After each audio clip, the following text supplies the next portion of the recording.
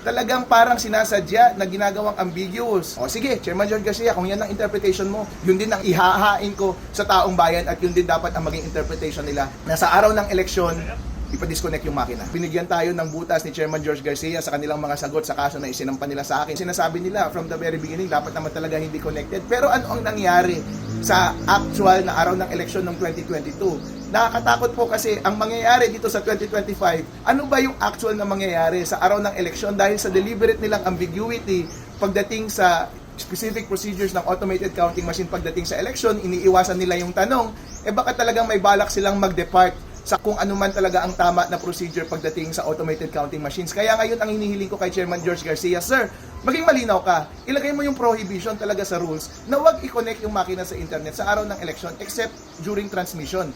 And then, kung gusto mo, i-address mo yung public formally, magsulat ka ng formal letter na naka-address din sa mga election board at lahat ng preacher at saka mga watcher na specific na yun ang gawin.